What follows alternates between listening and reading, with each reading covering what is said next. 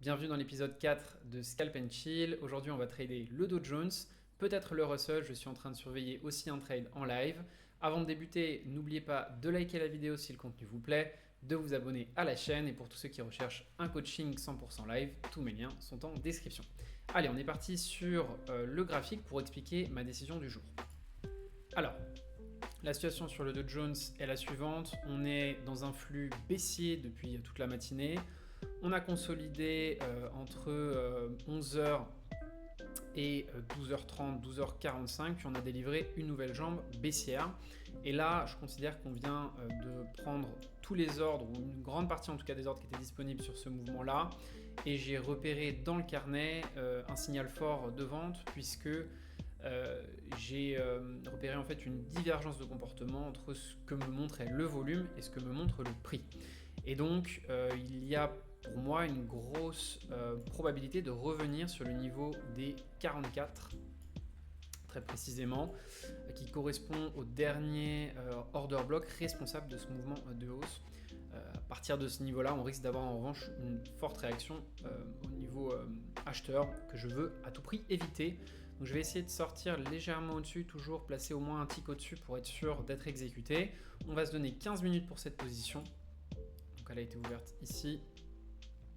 On va donc la tenir jusqu'à 14h15, 15-16.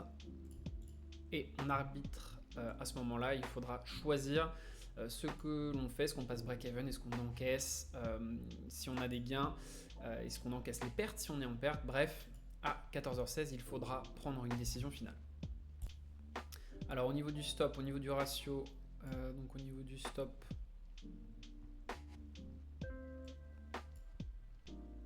ça me paraît suffisant de le mettre ici. Ce qui nous fait un RR sur cette position de scalping de 1.4, c'est pas mal. C'est pas mal du tout pour du scalping.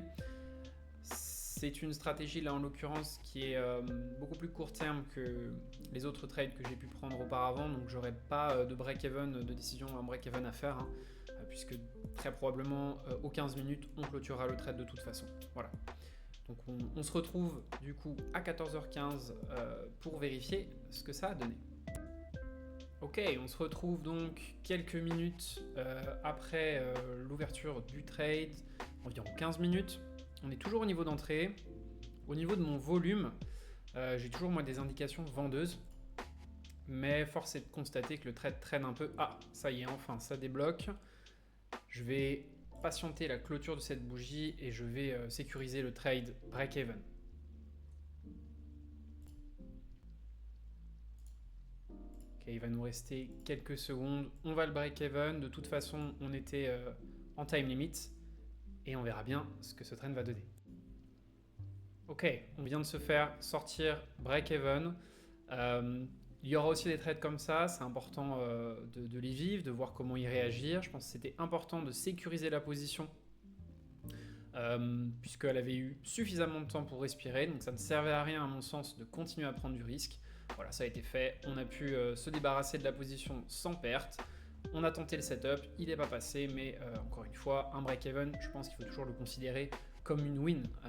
On a tenté le setup, c'est pas passé, et on n'a absolument aucune perte. Super, l'analyse était, je pense, bonne, simplement ça prend trop de temps pour moi. Ce setup-là n'est pas censé être aussi long, donc je préfère sortir à ce moment-là.